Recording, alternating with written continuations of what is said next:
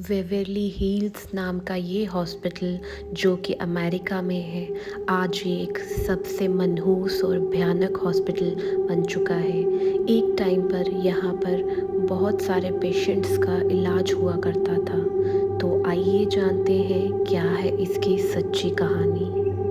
19वीं शती में अमेरिका में हर दिन हज़ारों लोग टीबी से मर रहे थे। डॉक्टरों के पास भी इस भयानक बीमारी का उस वक्त कोई इलाज नहीं था। ये बीमारी काफ़ी भयानक थी। हॉस्पिटल्स खचाखच भरते जा रहे थे। उस वक्त इसे वाइट प्लेग कहा जाने लगा। बाद में इतने पेशेंट्स को डील करने के लिए वेवरली हिल्स सैनिटोरियम नाम का एक बहुत बड़ा हॉस्पिटल बनाया गया, जो शहर से दूर एक जंगल में बनाया गया। ये हॉस्पिटल 1930 में बनाया गया। ये काफ़ी बड़ा हॉस्पिटल था। इसमें एक समय में ही काफ़ी मरीज आ जाते थे। इसमें डाइनिंग रूम्स भी थे, बावर्ची खाना भी था। वेवरली हिल्स एक सुनसान सी जगह में था।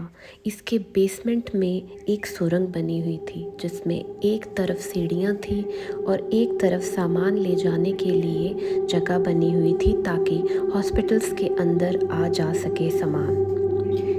एक समय ऐसा आया कि एक ही समय में काफ़ी लोगों की मौत होने लगी टीबी के कारण। तो हॉस्पिटल स्टाफ को जल्दी जल्दी उन लाशों को वहाँ से निकालना पड़ता था, ताकि दूसरे लोग देखकर उसे डरे ना।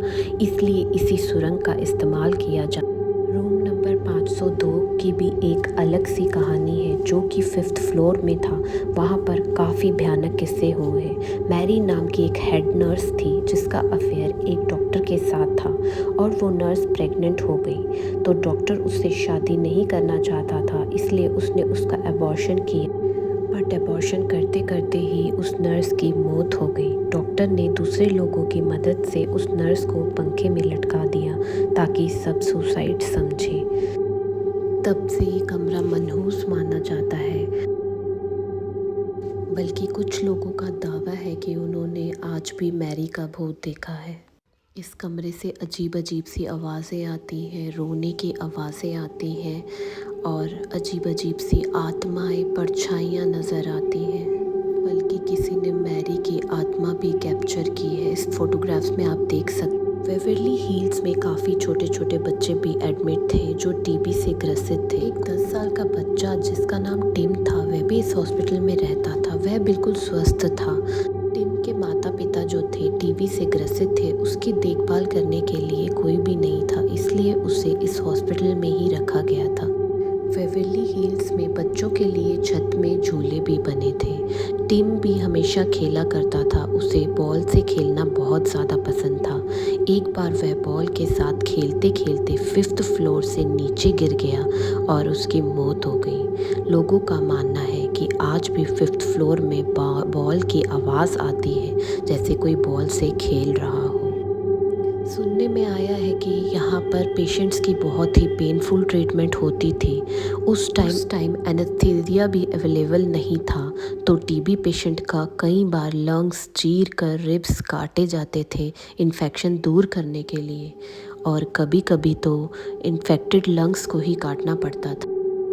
वेवरली हिल्स इन सारी भयानक गतिविधियों की वजह से मनहूस माना जाता है। जब टीबी का ट्रीटमेंट आ गया तो इस हॉस्पिटल को बंद कर दिया।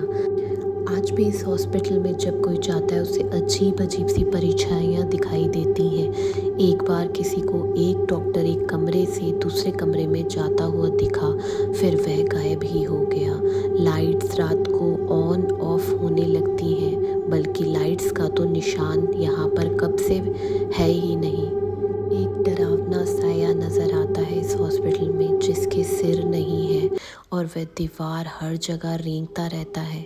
कमरों में लोगों की आवाज़ें सुनाई देती। यहाँ जो जाता है वो बहुत ही ज़्यादा डर जाता है। ऐसा लगता है यहाँ पर इतने लोगों की मौत हुई है, तभी ये जगह मनहूस और डरावनी बन गई है। यहाँ जाने से हर कोई डरता है। कहा जाता है इस हॉस्पिटल में 50,000 से भी ज़्यादा लोगों की मौत हुई थी और उन सब की आत्मा इस हॉस्पिटल में भटक